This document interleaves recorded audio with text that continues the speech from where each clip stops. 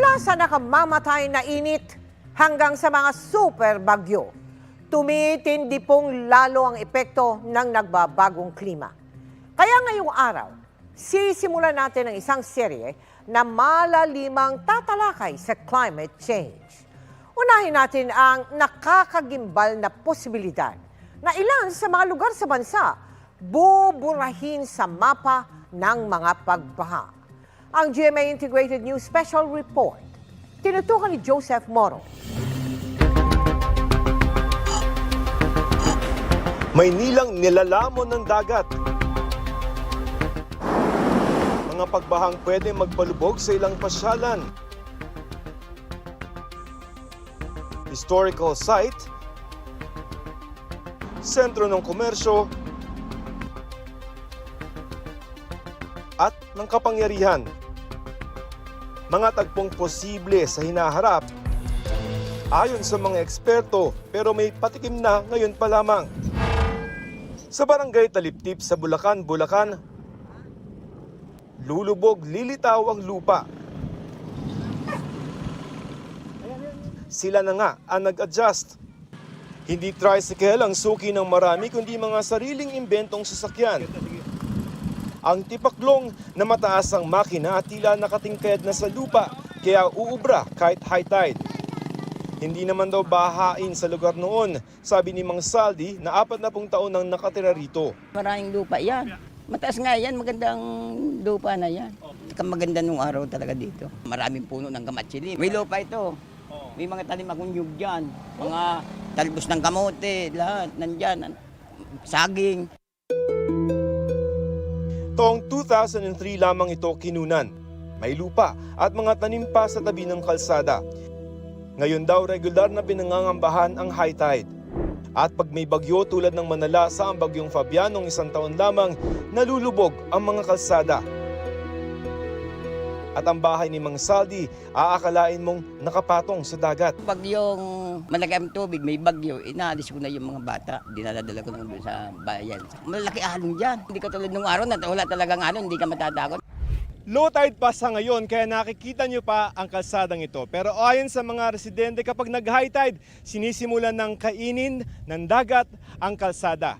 Ang tumataas na level ng tubig sa dagat, climate change na yan. At ayon sa ilang mga eksperto, ang nangyayaring ito sa Bulacan, posibleng mangyari sa mga lugar sa Metro Manila sa mga susunod na dekada. Ganito ang madalas na imahe ng climate change, malayo sa Pilipinas.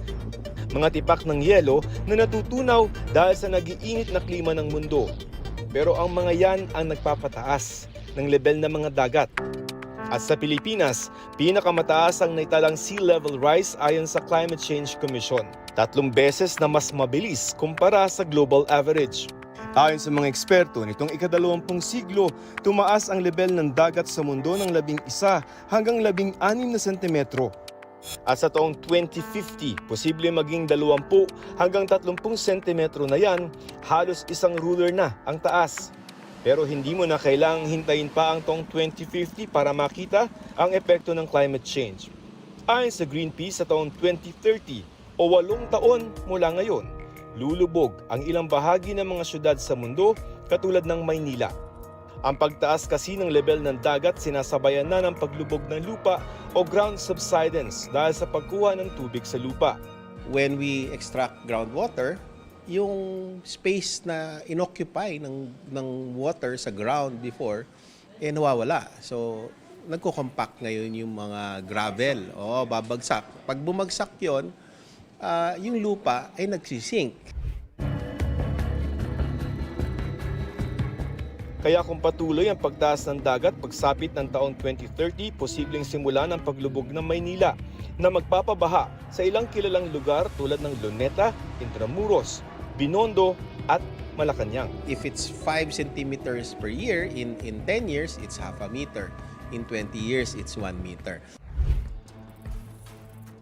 Sa UP Resilience Institute, kung saan pinag-aaralan ang posibleng baha na dulot ng climate change, kita na sa isang model ang mga babahain naman sa Quezon City pagdating ng taong 2039. So worse pa, pag tumaas yung temperature, worse pa yung pwede natin expect. In 2039, ito yung pwedeng maraming areas na ilubog.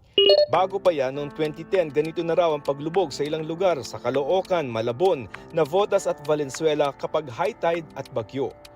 Sa taong 2060, mas marami ng lugar ang lulubog, kalahati hanggang 2 metro na ang pagbaha. At ganito naman sa taong 2100. Sa labas ng Metro Manila, posible ring maapektuhan ang pagtaas ng level ng dagat ang Rojas City at Cotabato. Ayon naman sa World Bank, mabuti raw at may siyensyang sumusukat ng epekto ng climate change na isinisisi sa patuloy na pag-produce ng carbon dioxide hindi lamang ng Pilipinas pero lalo na ng mas mayayamang bansa. Kamakailan, pumayag na ang marami sa kanila na magbigay ng loss and damage fund sa United Nations na ilalaan sa mga bansang apektado ng climate change. A victory not just for the Philippines, but for all developing countries that are at risk. Para paghandaan ang naghihintay na paglubog ng mga syudad na kung di aagapan ay hindi na maiiwasan. Kung sakaling hindi natin ma-reverse, ayaw pumigil ng mga tao ng madamihang CO2. Ngayon pa lang, papagplanuhan na natin, di ba? So we plan our communities para iiwas na yung mga communities na yon sa babahain because of sea level rise. Para sa GMA Integrated News, Joseph Morong, nakatutok 24 oras.